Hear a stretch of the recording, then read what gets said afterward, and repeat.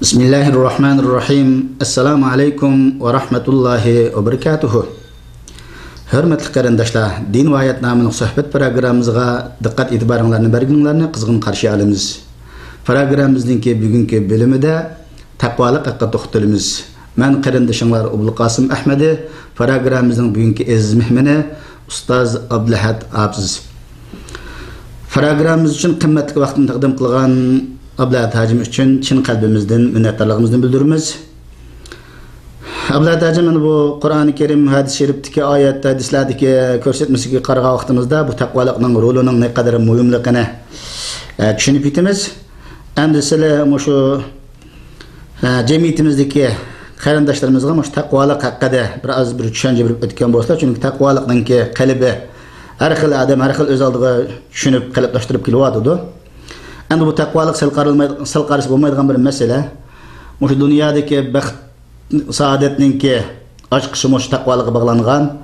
Oxiratim Qur'oni Karim oyatlar bo'lsa, butun shu jannatmi taqvodorlarga, mu'min musulmonlarga yo'q Qur'on oyatlarida inchiqlik bilan kuzatadigan bo'lsak, shu jannatmi faqat taqvodorlarga mansub ekanligi namoyon bo'ladi. Ana shunday ekan Alloh taolo bir qancha oyatlarda bu inson bir xafalık, bir musibetlerge mubtala olsa, onun çıkış yolu mu? Şu takvalık. Kim ki şu takva olsa, ananın kim Allah Teala şu musibetlerden, şu krizlerden Allah çıkardı degan ayetler var. Şuna bu takvalıkını biliş her bir Müslümanların ki mecburiyeti.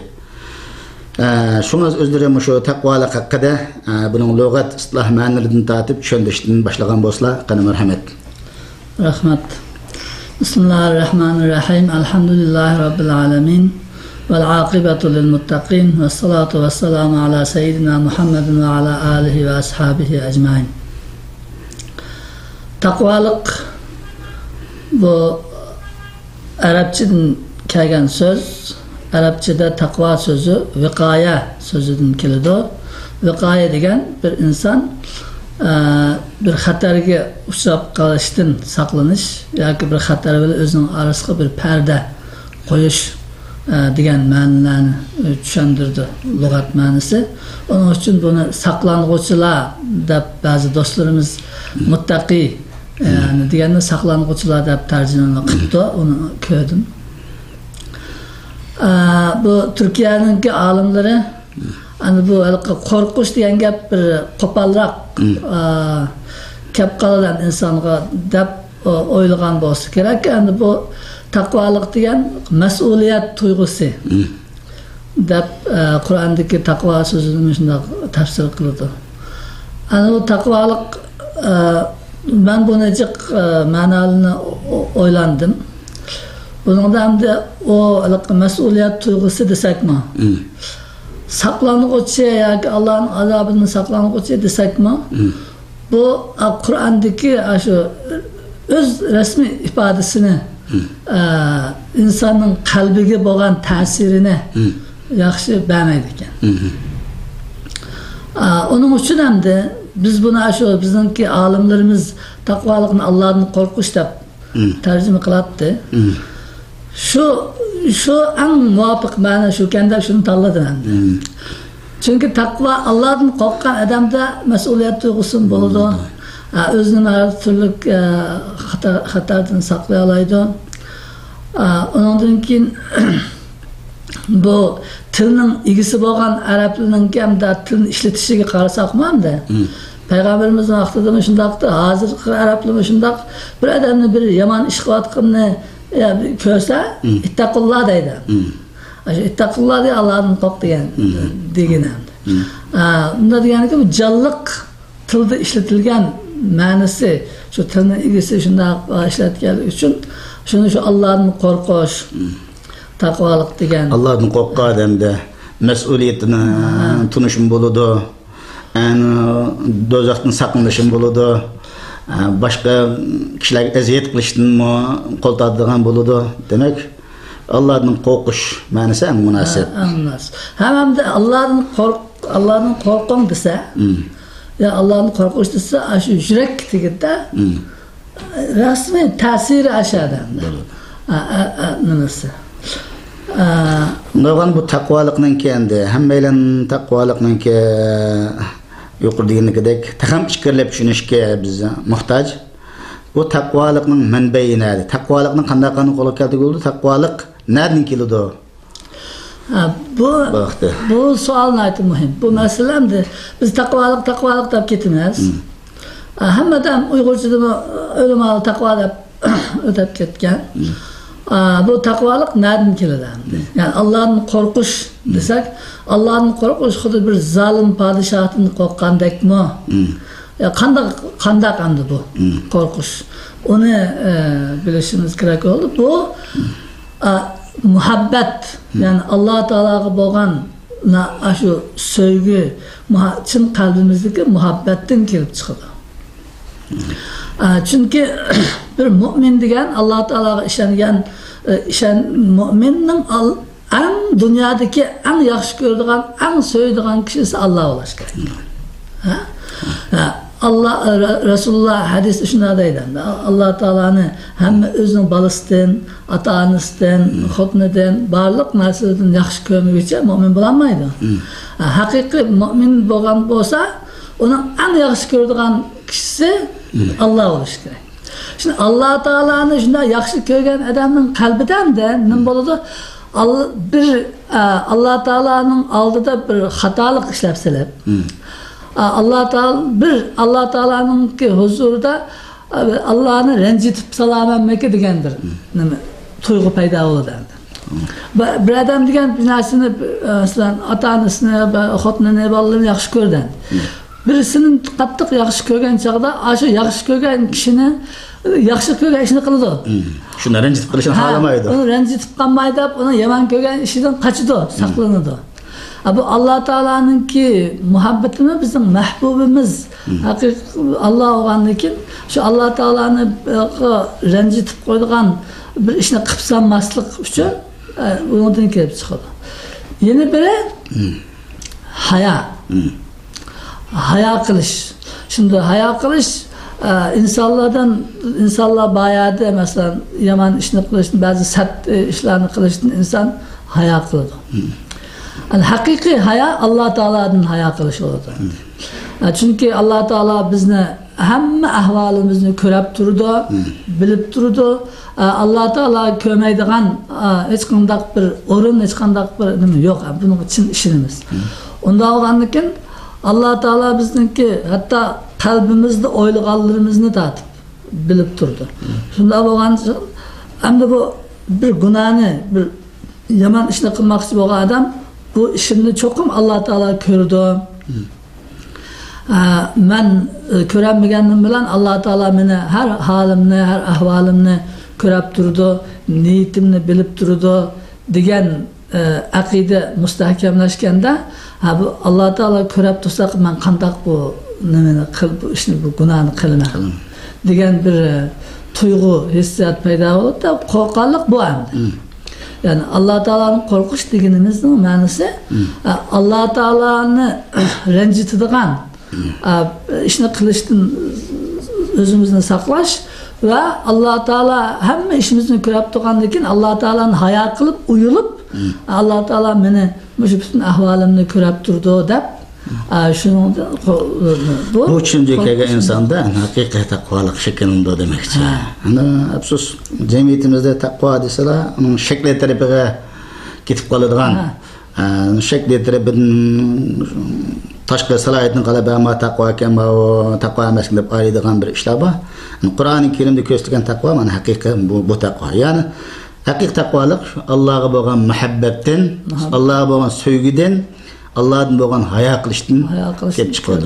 Bu takvalık yuqori deyilgandek shu mas'uliyatni hamma o'ziniki Allah'dan qo'rqish, jannatdan sig'inish, do'zaxdan saqlanish ishlar mana bu yerdan ada topadi.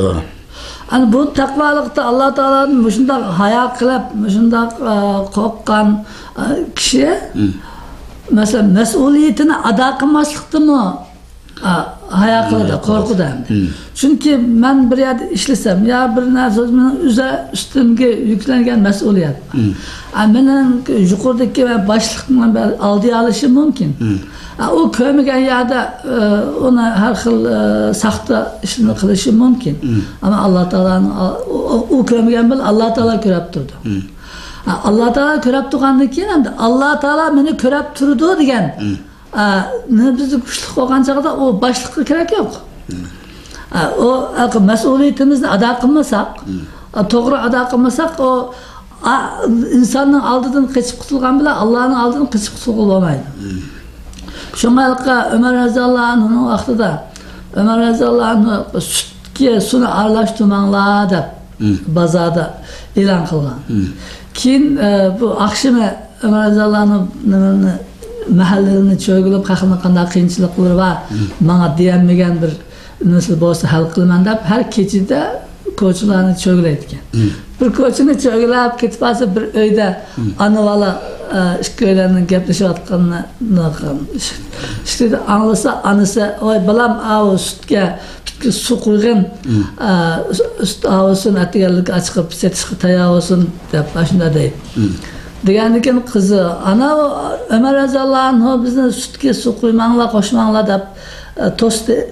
Biz qanday bu sutga suvni qo'shimiz? Umar bizni ko'maydi, nada Umar. Sen qo'shaver degan chog'da Umar ko'rgan bilan Umarning Rabbi Alloh ko'rdi-ku. Buni Allohdan qo'rqish degan. Ya'ni haqiqiy shunday tuyg'u bizda bo'lsa, o insonlar ko'rmasmi? Hech kim ko'rmagan yolg'iz yerda qolsaqmi, yana biz Alloh taoladan qo'rqib, meni Alloh ko'rib turdi. Barliq ishimni Alloh taologa hisob berishim kerak deb bu yerda salaf olimlarning biri so'zi esim keldi. Ilgari olimlardan birisi aytgan ekan. Bu kechalari tahajjud turish, kunduzlari ro'za tutish bu oson ish emas. Bununla qillar bir odamning taqvoligini o'lchaga olmaydi degan ekanda. Haqiqiy taqvolik degan Allohning amrlarini ijro qilish, Allohning to'sqinlarini yenish, har bir ishida Alloh meni ko'rib turdi deb ish qilishning o'zi taqvolik degan ekan. Endi amaliyotda bu taqvolik odatli ish emas endi. Bu taqvolikninki Qur'oni Karimdagi bu taqvolik buyurilgan amrlar, bu taqvolikninki ahamiyati haqida kelgan oyatlardan bir qancha oyatlarni taqdim qilib o'tgan bo'lsa, endi taqvolik haqida men Qur'onda iznib nurg'un oyatlar va taqvolik haqida faqat Alloh taolo hamda Allohning amri. Yani biz yuqorida degandek bir qilishga tegishli ish nima ish qilishga Alloh taolaning buyurgan buyruqqa taqvolik. Yani Alloh taoladan qo'rqish Allohning amri. Şu fattaqulloha degan, yani Allohni qo'rqinglar degan amr buyruq bilan kelgan oyat 29 dana oyat bor Qur'onda. Endi bu yerda o oyatlarni o'qib vaqtimiz yo'q. Men bu yerda bir ikki oyatni tanladim, ikki surada. Shuni o'qiyaylik. Lekin Alloh taolo sura Anfalning 5-da bizga taqvolik amr qilib shunday deydi. Auzubillahi minashaytonirrojim. Fattaqulloha va aslihu zata baynikum va ati'ulloha va rasulahu in kuntum mu'minin. Allah'tan qo'rqinglar. Aranglarni isloh qilinglar. Va Allohga va Rasulullohga itoat qilinglar. Oyatning oxirisidagi bog'lovchi so'z naytibek ta'sirlik in kuntum mu'minin deydi. Agar mu'min bo'lsanglar o'sha ishni qilinglar deydi. Yani sen eğer ben Allah'a işinimen, Peygamber'e işinimen, kıyamet günü işinimen deyotgan bo'lsam, ben mümin, ben Müslüman deyotgan bo'lsam, Allah'ın korkusu gerek. O Allah'dan korkmay, o ko'rinishda ibadet qilgandek, Müslümandek ko'ringan bilan Allah Teala'dan korkmasa, o yok ya adam ko'rmagan yerda har xil gunohni qildi. Har xil yomonliklarni insonlarga har xil eskiliklarni qildi. Shuning uchun bu yerda agar shu mu'minlikinglar rost bo'la olsa, mo'min bo'la olsanglar Allohdan qo'rqinglar. Allohdan qo'rqqandan keyin endi islomningki musulmonlarni baxt saodatga erishtiradigan eng muhim masala qarindoshlik. Bu qarindoshlar bir-birini yaxshi ko'rish, bir-biriga yaxshilik qilish, bir-birini aldamaslik, bir-biriga dushmanlik qilmaslik kerak. Bir-birini yo'lash lozim. Agar endi insoniyatchilik endi do'stlarning orasida bir nima bo'lib qolsa, va aslihu zata baynikum. Aranglarni tuzitinglar. Isloh qilib Alloh taolo taqvolik qila bog'layotdi-da buni. Allohdan qo'rqinglar, endi bir ishing taqvolikninki amaliyatan. Agar siz haqiqiy taqvo bo'lsangiz ana shuni. Va endi taqvolikninki yeni amaliyatan Allohga itoat qilinglar. Alloh taolaning amri ikki. Qiling degan buyruq bor. Qilmang degan nahiy bor. Alloh taolo qiling degan buyruqni kuchimizning yetishicha hammani qilish kerak. Bu taqvolikning alomati. Alloh taolo to'sqan ishlardan hammani yenish kerak. Nafsi xohishimizning kayniga kirib, azroq ba'zi manfaatlarni ko'zlab Allohning amridan to'sqan ishlarni qilsak bo'lmaydi. Rasulullohga itoat qilish kerak. Rasulullohning bizga ko'rsatgan sunnatiga. Ana oyatning oyig'i. İnnemal mu'minuna allazina iza zukirallohu vajilat qulubuhum. İnnema yani haqiqiy mu'minlar shundaq zotlarki ular Alloh zikr qilinsa, Alloh degan ism tilga ilinsa, qanday bo'ladi? Vajilat qulubuhum, qalblari titrab ketadi. Allohninki azamati, Allohning jaloli, Allohning ulug'ligini his qilganlik jihatdan yuraklari titrab ketadi deydi. Va iza tuliyat alayhim ayatuhu, agar uningga Alloh taolaning oyatlari o'qib berilsa, Alloh taolo Qur'onda deb uni deb berilsa, zadathum imana, uning iymon texmi kuchlanadi, texmi ziyodlashadi. Va ala rabbihim yatawakkalun, va ular Alloh taolaga tavakkul qildi. Alloh taolaga tavakkul qildi degan gap. Alloh taolaga tavakkul qildi degan biz jiq naslida Alloh taolaga ishonimiz deymiz ham. Tavakkul degan shu ishonchninki chin qalbiga o'rinlashganligining belgisi ishonchi qilish. Ishonish iymon. Ishonchi qilish. Bu tavakkul ham. Alloh taolo shu mesela Alloh taolo bizga rizq berdi deymiz.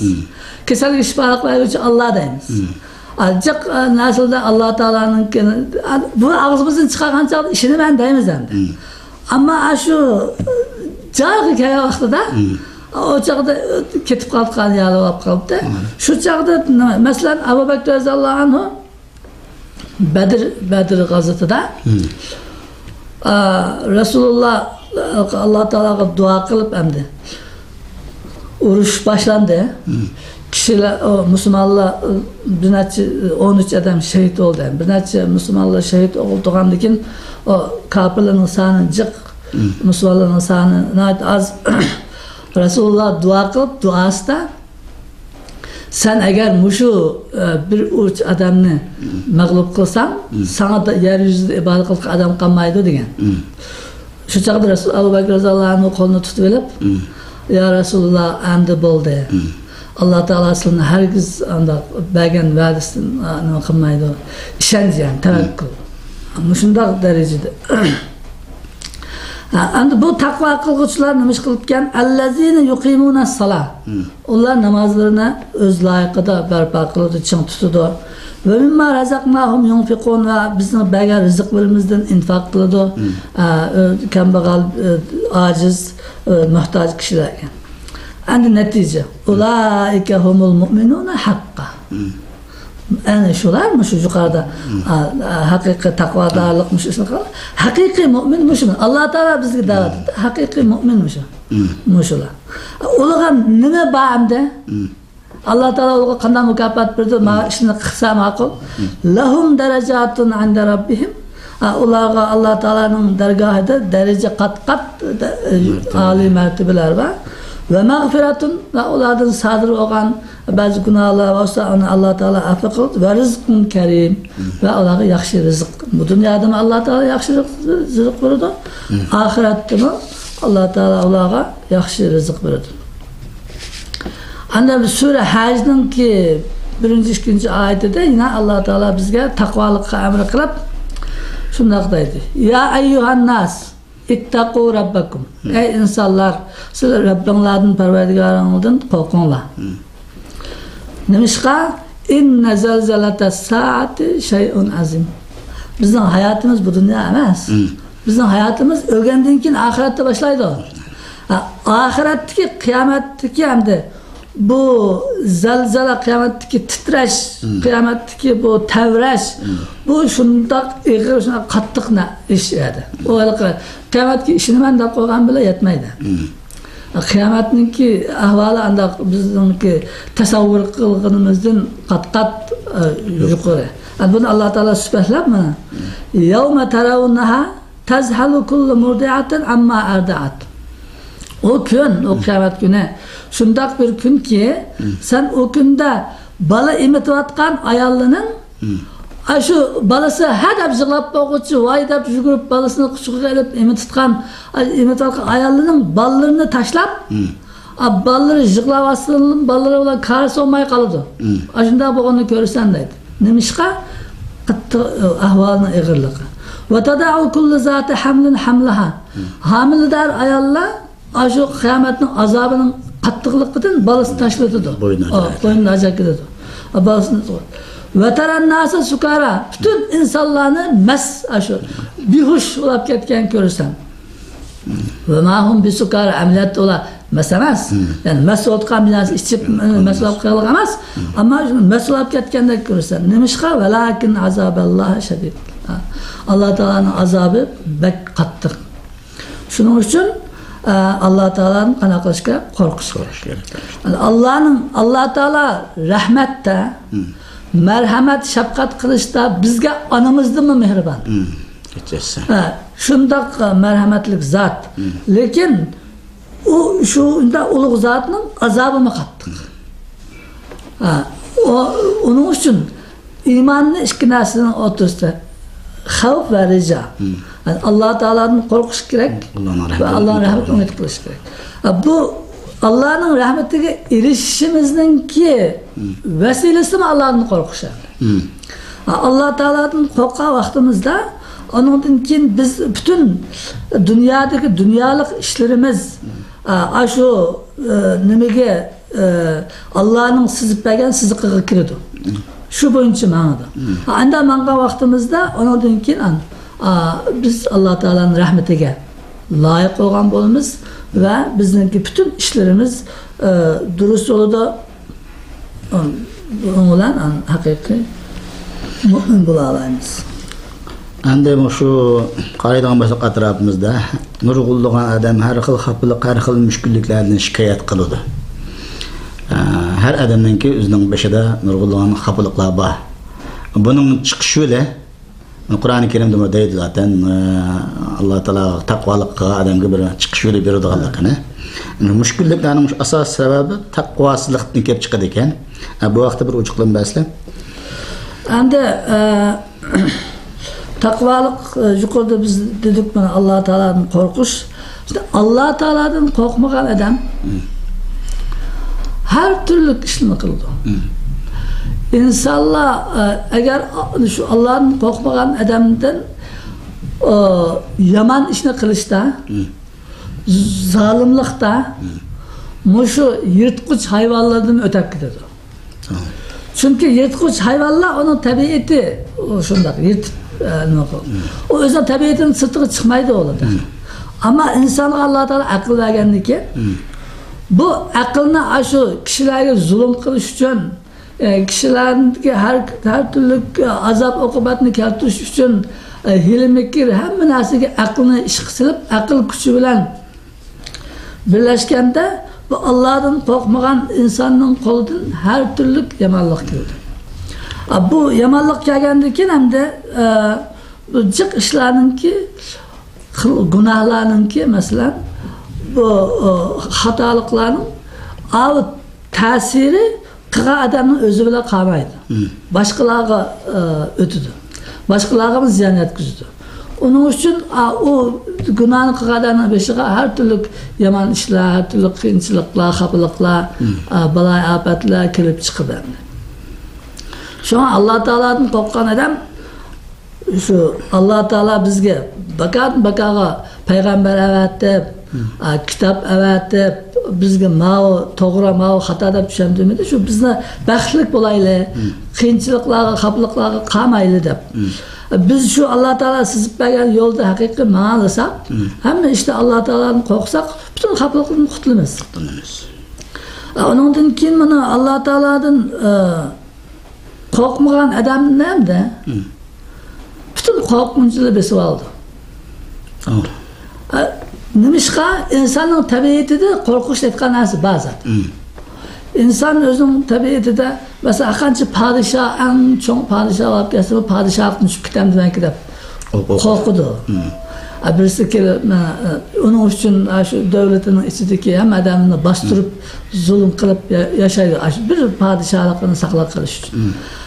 Ticaretçi olsa ticaretin kasatılab qanday ziyon tortib qolam demak deb qo'rqidi. Dehqon olsa, nima hosul alanmay qalam demakki deb qo'rqidi. O'quvchi imtihon o'tadi. Bu har turli qo'rqish bor insonda. İnson tabiatida Allah Teala yo'q. Agar inson haqiqiy Allah Teala'dan qo'rqib rasmiy taqvolik bo'lsa, shu qo'rqinchdan hammadan qutuladi. O çağda ko'ngli xotirjam, ko'ngli rahat. Bizde bir gap bor, o'zini so'rgan qozini oldiga borib turdi aytgan. O'zini so'rgan, o'zining mas'uliyatini ado qilgandan keyin, uning gunohi binasi yo'q qozini oldiga. Yaqinda shu nafsiy kasalliklar nimasiningki bir mu'min bir doktorning taqririni ko'rdim. Ondan şu Allah'dan qo'rqqan odamda unda ızdırap, ikleniş, bir narsaning ko'nglida har xil xayim xatarlardan nim qilish endişeler bo'lmaydi ekanda. Çünkü o birini yo'qotgan tavakkul bor. Alloh ishonishi bor. O'zi ham qilib qo'ymagan Allohning rahmatidan umid bor. Bu temkinlik bilan ham işte najih bo'ladi ekan.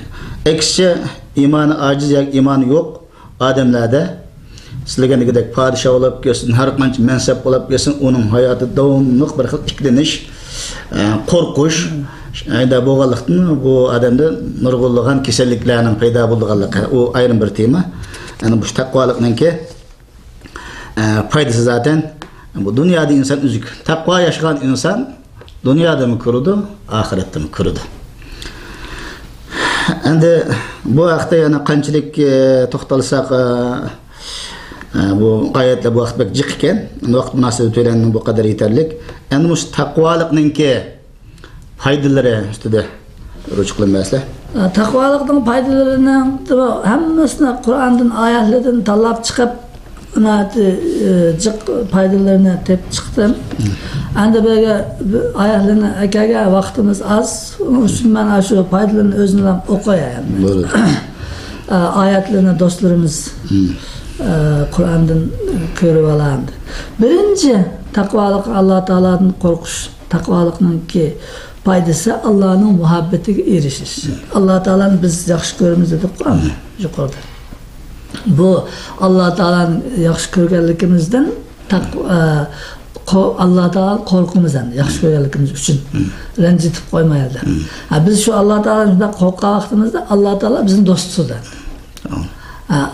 Allah o çağda Allah Teala'nın muhabbetiga erişken bu. Allah'ın buyruğlarını qilib, to'sqanlarni yenib, kishilarga eskilik qilmay, osonlik qilmay, o'zining mas'uliyatini bajargan ekan, u Allohninki tabiiy yaxshi ko'rishiga nail bo'ladi inson.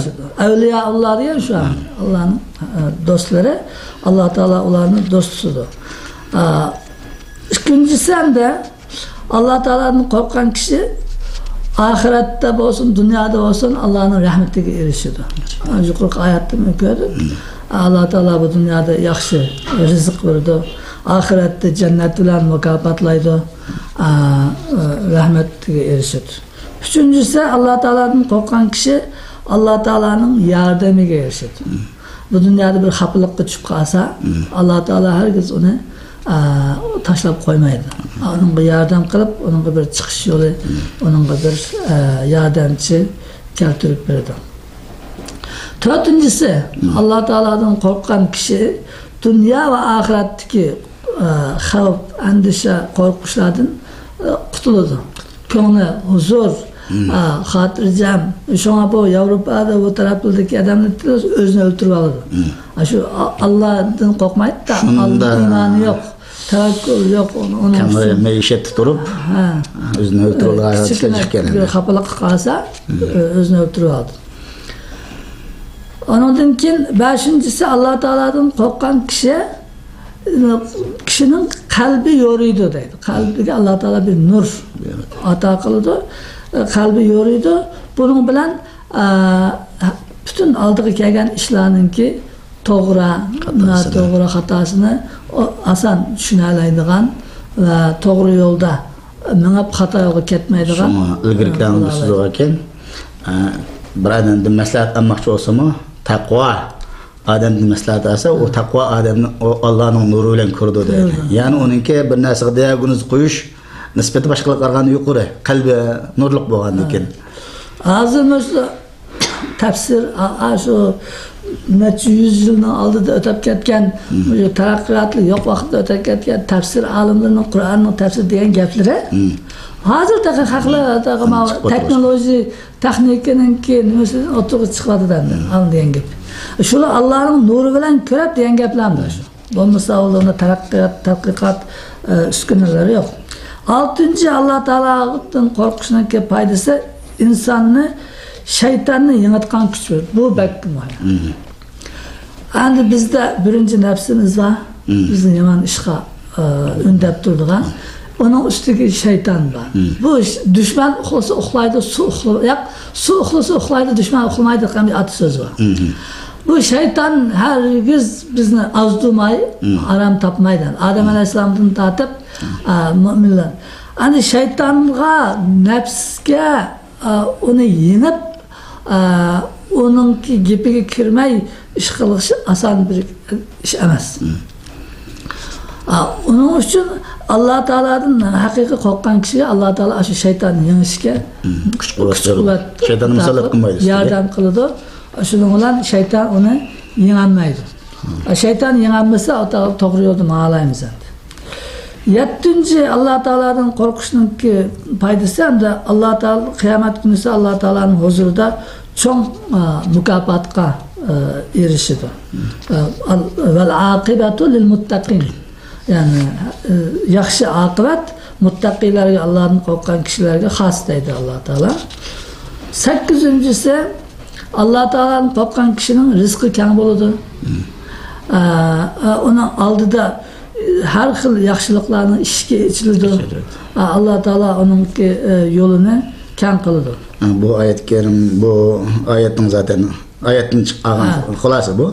Amaliyat hayot tajribamizdan ko'ryapmiz. Ba'zi taqvodor birodarlarniki ishlari ma'lum sinoq qildan keyin sinoq o'tib ketgandan keyin qolsa hamma ishlar oson bo'lib Alloh o'ylamag'ayatni rizqlaridan kengroq qilib berayotgan. 9-chi Alloh taoladan qo'rqishning foydasi Allohdan qo'rqqan kishining qiyinchiliklari hal bo'ladi, ishlari oson bo'ladi. Alloh taolo unga osonlik beradi. Bu oyat var. 10-chi Alloh taoladan qo'rqqan kishining dushmanning ustidan g'alaba qiladi. Ve ularning hile mekir yamanlıqadan qutulup qaladi. Allah Teala Peygamberimizge şundak düşmanlarga karşı mümin yordam qildi. Ondan keyingi müminlarga şundak yordam qildi. O tarixte ko'rilgan. Qanday bir ishda shu askarlar taqvo bo'lsa, uningga g'alaba kelgan. Shu ish qilgan Alloh taqvolikdan chetnadi, mag'lubiyat izlangan. 11-incisi taqvolikning foydasi dunyo va oxiratdagi yaxshi oqibat Alloh taoladan qo'rqqan taqvolarga maxsus shunga xos qilgan Alloh taolo. 12-incisi taqvodorlar va'z nasihatdan foydali deydi. To'g'ri yo'lga hidoyatga ma'nodir. Yani bir inson degan xatolik bo'ladi. Xato ba'zi fikrlarni qilsa, birisi nasihat qilsa, taqvo inson bo'lsa ham men yaxshiliqim uchun nasihat qildi, nasihatni qabul qildi, to'g'ri yo'lni oldi. 13-incisi taqvodorlik avliyolarning sifati. Yani va Alloh taologa yaqin bo'lishning yo'li shu taqvodorlik bo'ladi. 14-incisi taqvo ortiqlik hamda bandini Alloh taolaga yaqinlashtiradi. Chunki Alloh taolaninki taqvodor bandi bilan aloqadagi o'lcham shu taqvo bilan bo'ladi deydi. Kim qanchalik taqvosi kuchli bo'lsa, qanchalik qo'rqsa, shu Allohga eng yaqin bo'lgan, muqarrab bo'lgan bo'ladi. 15-si Alloh taoladan qo'rqish bandining Alloh taolaga ulashadigan yo'l ozuqi. Sura Baqarada va yo'lga ozuq qilinglar, haqiqiy ozuq taqvodorlik deydi. 16-si Allohdan qo'rqish amalning qabul bo'lishining sababi. Biz amal ibodatlarni qilamiz, amalimiz qabul bo'ldimi, bo'lmadimi? Ona Alloh taolo taqvodor mu'minlarning amalini qabul qildi. 17-chi foydasi Qur'oni Karim Allohdan qo'rquvchilarga xush xabar bo'lib kelgan. 18-ci foydasi qiyomat kuni Alloh taolaning qo'rquvchilarining do'stligidan boshqa hech qanday do'stlik qolmaydi. Qiyomat kuni hammadan bizga dushman bo'lganda faqat Allohdan qo'rqqan kishilar do'st bo'la oladi. 19-si haqiqiy qozonuvchilar, ya'ni mukofotga erishuvchilar, haqiqiy nijotlikka erishuvchilar taqvodorlar, Allohdan qo'rqqanlar. 20-si Allohdan qo'rquvchilar Allohning rahmatiga erishgan kishilar bo'ladi.